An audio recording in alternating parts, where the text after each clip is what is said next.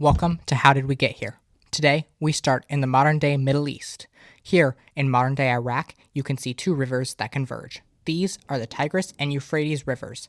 This is where the heart of the first civilizations were born. This region is known as Mesopotamia. Mesopotamia extended from the Zagros Mountains to the east to the Nile River in modern-day Egypt to the west. The name Mesopotamia comes from two Greek words, mesos meaning middle and potamos meaning river. Mesopotamia literally means middle of rivers. The Mesopotamian civilization lasted for a long period, and different groups held power at different times. There is a lot to cover today, so let's get started. History refers to the events that took place after humans began keeping records. Before record keeping, we used nonverbal communication and non-systematic images to convey ideas. This is how we lived for the majority of our existence. Around 3500 BC, Mesopotamia saw the emergence of writing systems. This early writing system is known as cuneiform. Cuneiform used clay tablets and a utensil to carve out symbols.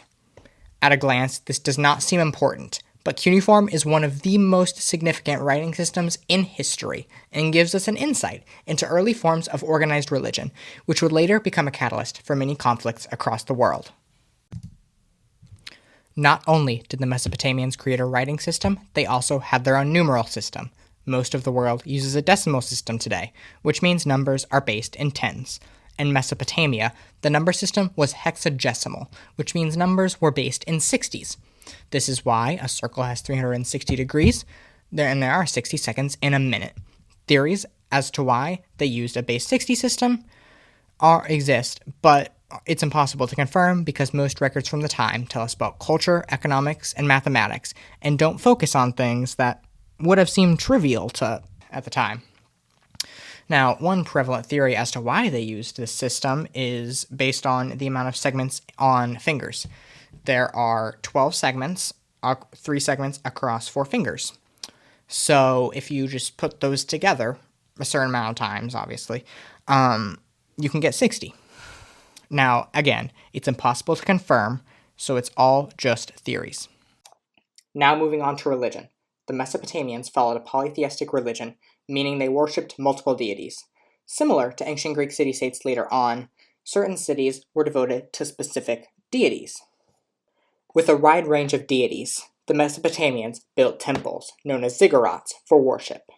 These structures were built with a wide base for support, as in many places around the world, and had staircases leading to the top.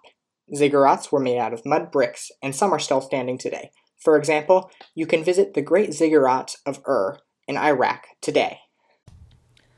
Stories can tell us a lot about culture. Between diverse cultures and religions, there are countless variations of one story. Across the world, there have always been stories about a great flood. In Mesopotamia, a story known as the Epic of Gilgamesh follows the flood story from Mesopotamian mythology. The full story of the Epic of Gilgamesh has not been recovered, but most of it is understood. The story begins with a man named Enkidu who finds his way to Uruk, the city-state where Gilgamesh is king. It is important to note that Gilgamesh is half divine. Enkidu is sent by a god to control Gilgamesh's harsh rule. After a trial of strength is held, they become companions and set off. After returning to Uruk, the goddess of love, Ishtar, proposes to Gilgamesh. Because she is also the goddess of love, and he does not wish her to follow the same fate as her other lovers, he rejects. She isn't too happy about that and sends a divine bull to kill him. With Enkidu at his side, they kill the bull. For this act, the gods decide Enkidu must die for his actions. We'll talk more about why later. In desperation, Gilgamesh seeks inspiration from the sole survivor of the flood of Babylon.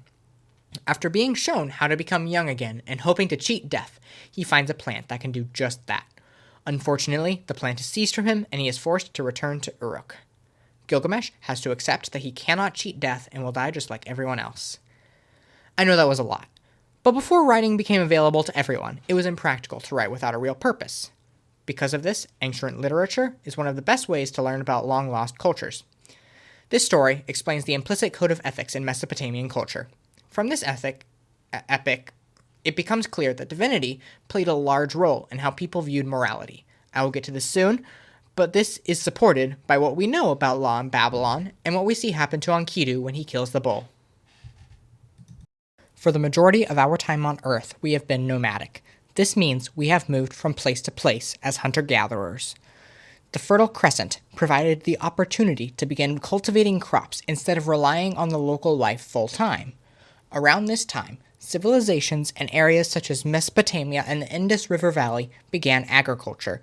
At the same time, tools were created to facilitate farming, and settlements were built to protect from the environment. Another technology that developed as a result of the agricultural revolution was irrigation. Irrigation is a network of trenches that control the flow of water. With irrigation, people were able to farm away from the river. Without modern technology, irrigation would have been quite an undertaking, so leaders expedited construction by coerced labor. A common practice that only in the last few hundred years has become less common. Coerced labor comes in a few forms. At the time, it is likely prisoners would have been used for the most part. Slaves would also have been used. Indentured servants probably would have been less common because they have the ability to free themselves. One of the first major city-states, Sumer, became a target for invaders. Sargon of Akkad conquered Sumer and other city-states. This marks the beginning of the Akkadian Empire. The Akkadian Empire was the first of many empires that followed.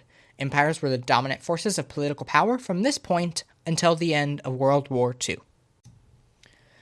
Remember when I said we would come around to talking about law in Mesopotamia? Mesopotamia was home to the first known codified law. A codified system of law is a system in which the law is the law, and details cannot be refuted.